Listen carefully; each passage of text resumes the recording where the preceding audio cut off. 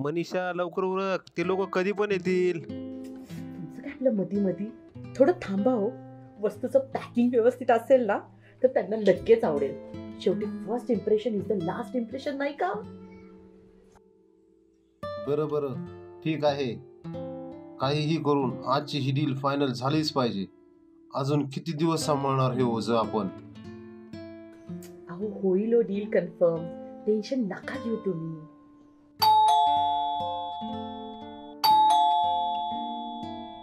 ते बघ, आले वाटतं.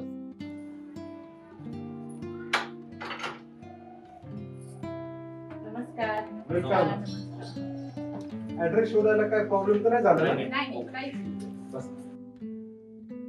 एका ठिकाणी बोलणं चालू आहे, अजून एक 2-3 ठिकाणी मीटिंग आहे. म्हणूनच सर म्हणाले पहिलं आपण बघूया, नंतर ठरवू डील कुणा बरोबर करायची ते. तुम्ही बघाल ना आमची वस्तू तर तुम्हाला नक्कीच आवडेल. खूप छान मेंटेन ठेवली बरं का आम्ही, हो की नाही? हो, आम्ही डिसाइड करू. ते बघण्यापेक्षा आपण डायरेक्ट मुलीलाच पाहू ना. हो. सर वेबसाईटवर सगळे डिटेल्स दिले होत्या. त्या डिटेल वाचूनच मी मीटिंग फिक्स केली आहे ना. शो मी वर प्रोडक्ट पाहू आपण नंतर. या ओके, नक्कीच. Wait, I show you my first gorgeous product. Meet Lakshmi.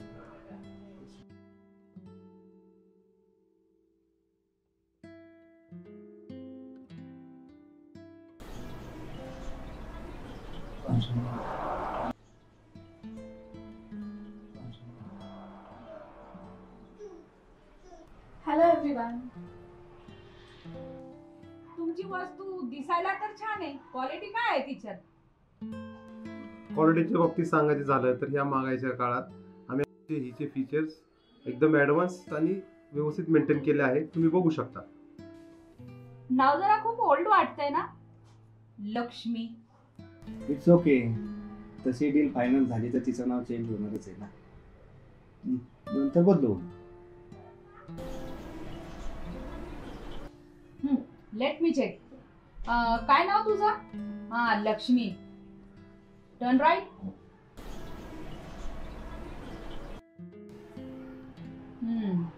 Turn left. Nice. ठीक आहे, बस.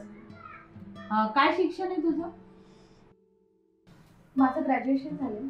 स्पेसिफिक अशी काही डिग्री घेतलेली नाहीये, कारण मम्मी पप्पांचं असं म्हणणं होतं की शिकून फारसा असा काही फायदा होणार नाही, कारण ज्याच्या कोणाशी मी लग्न करणार आहे त्याच्या घराण्याला वारस द्यायचं आणि मोलकरींसारखंच राबायचंय. So I am ready for that. Good, right decision. अजून काय विशेष? मी 24 तास तुमच्या मनासारखं काम करू शकते. तशी ट्रेनिंगच आई वडिलांनी दिली आहे ना माझ्या. शिवाय मला गाणं येतं, डान्सही येतो. तुम्ही जर कधी बोर झालात तर मी तुम्हाला एंटरटेनही करू शकते. क्या बात आहे. म्हणजे आमचा मुलगा सॅटिस्फाईड होऊ शकतो. अरे चंदा, चहा घेऊन ये सर्वांसाठी. ही आमची चंदा. फार मदत होते मला हिची. आमचा फॅमिली मेंबर सारखीच आहे.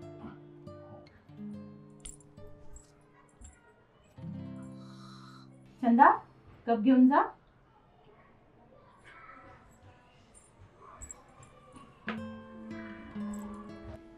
मला काही अजून गोष्टी क्लिअर करायच्या आहेत. Any drink or smoke? No, middle class फॅमिलीमध्ये असल्यामुळे हे सगळं काही अलाउडच नाही. नाईस. बॉयफ्रेंड? नो, साधं फ्रेंड करायची सुद्धा परमिशन नाही. That's good. म्हणजे still your virgin? Yes of course. तो तिला विचारतो, तुम्हाला नाही. Oh, sorry. You should be. Yes, still I am untouched. What? But Daddy, I like the product.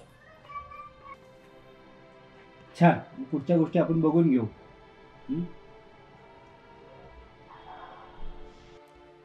तुला काही विचारायचंय का मला? नाही, मम्मीने सांगितलं काही विचारायचं नाही, फक्त उत्तरे द्यायची. मग आता विचारलं तरी चालेल. आम्ही किती काही जरी बोललो ना तरी आम्हा स्त्रियांचं कोणी काही मनावर घेत नाही. So no complaint, no demand. हे मात्र खरं आहे, पण बोलायला हरकत काय आहे? आणि तसंही तुला लग्नानंतर काहीच बोलता येणार. सो तू आत्ताच बोलून. बरोबर आहे. लग्नानंतर तशाही माझ्या आवडीनिवडीचं काही कोणी मनावर घेणारच नाही, पण मी मात्र तुमच्या आवडीनिवडी नक्की जपेन. ऑफकोर्स ते तर तुला करावंच लागणार आहे. आणि शिवाय माझा जसा मूड आहे ना तसं तुला राहावंच लागणार आहे. म्हणजे मीन्स बेडवर यू नो ना. No, I don't, but I can manage. तुम्ही जे काही सांगाल ते सगळं मी करायला रेडी आहे. गुड. मग एक टेस्ट होऊ शकते का? नो, तुम्हाला जे काही करायचं आहे ना ते लग्नानंतर तुम्ही करू शकता. कारण की मम्मीने शिकून ठेवलंय, मुलीची इज्जत ही एका काचेप्रमाणे असते. ती तुटली ना एकदा की त्याला डाग राहतो म्हणजे राहतो. म्हणून स्वतःला आजपर्यंत खूप जपलंय. सो लग्नानंतर तुमची कसर तुम्ही पूर्णपणे भरून काढू शकता, तेही माझ्या इमोशन्स आणि फिलिंगचा विचार न करता. ॲडजस्ट तर मलाच करायचंय, करेन मी. ते तर आहेच. आणि जर तसं नाही झालं तर आम्ही पुरुष मंडळी काय करतो हे तर तुला चांगल्यानेच माहिती असेल. हो माहिती आहे ना, तुम्ही पुरुष जा. ह्या लक्ष्मीला कधी पाय पण लागून देत नाही, पण ह्या लक्ष्मीला नेहमी पाय खाली दाबून ठेवायलाच बघता ना. हो मग शेवटी पुरुष प्रधान संस्कृती आपली, पुरुषांचंच वर्चस्व असणार. हो बरोबर आहे. आपल्याकडे स्त्री पुरुष समानता ही फक्त बोलण्यापुरते आहे आणि 50% आरक्षण हे फक्त नावाने. That is not my lookout. हा, ते तुझं तू बघून ये. आणि मला कसलीही कंप्लेंट नको.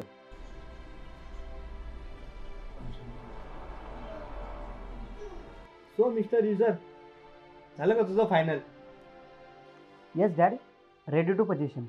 It's very durable and low maintenance. तुला काय वाटतं? अभिनंदन, माझ्या मुलाने तुमच्या मुलीला पसंत केलंय.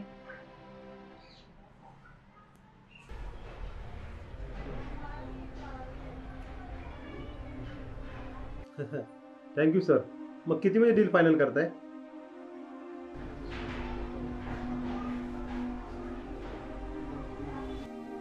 लास्ट ऑफर किती झाले? 40 ते 50 लाखाची ऑफर आली होती, पण तुम्ही त्यांना 50 लाख बोला. ही फायनल ऑफर आहे. 50 लाख निगोशिएट होणार नाही. 50 lakhs?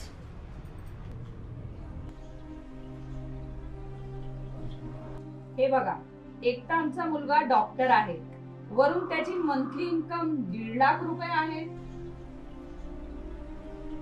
शिवाय तुमची मुलगी आमच्या स्टेटस अनुसार ठेवावी लागली तर त्याचं कपडे आहे, जेवण आहे, फिरणं आहे, प्रत्येक आणखी खर्च लागतच. काय हो, बोलायला तर लागणार ना.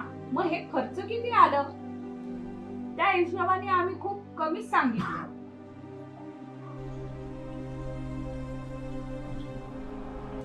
एक मिनिट. काय करायचं, मागच्या वेळेस पण थोड्याशा कारणाने डील फिसकटली होती.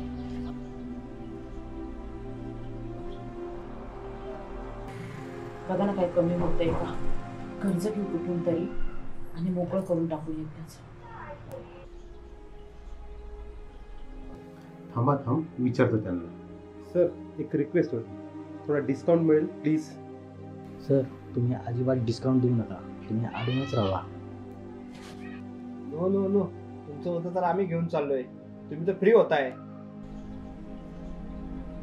आणि डिस्काउंटच्या चक्कर मध्ये ना तुम्ही त्याचे साइड इफेक्ट विसरून जाताय. जसं की शिव्या देणं, मारणं, उपाशी ठेवणं, एक्सेट्रा एक्सेट्रा. डॅड, जाऊ द्या ना, 10% डिस्काउंट देऊन टाका. तू काय वेडा झालीस का? Please dad, I like a lot. मला असं वाटतं आपण ही डील फायनल केली पाहिजे. तसाही नोकरांवर खूप पैसा चाललाय आणि ही तर काय फ्रीच आहे.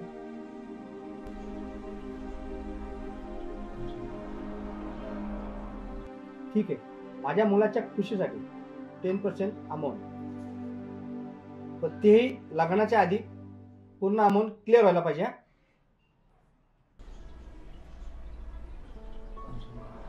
सर डिलिव्हरीच्या आधी पेमेंट क्लिअर होईल, तुम्ही टेन्शन नका घेऊ. ग्रेट. करा मग फायनल. अभिनंदन. करा मग डील फायनल.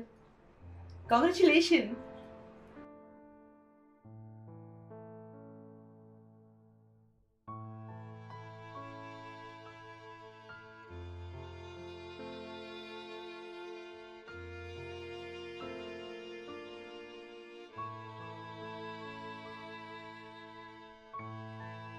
आता तुम्ही जी गोष्ट बघितली सुदैवाने ती खरी नाही, पण भविष्यात खरी ठरू शकते जर आपण इथेच थांबलो नाही तर. आजही बऱ्याच ठिकाणी मुलीला ओझं समजलं जातं आणि लग्नाच्या नावाखाली मुलीला विकलं जातं.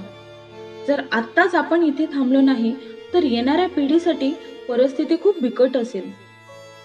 त्यामुळे हुंडा देऊ नका आणि घेऊ पण नका, कारण अशा गोष्टींमुळे अनेक मुली आणि आई वडिलांना खूप वाईट परिस्थितीला सामोरी जावं लागलं आहे.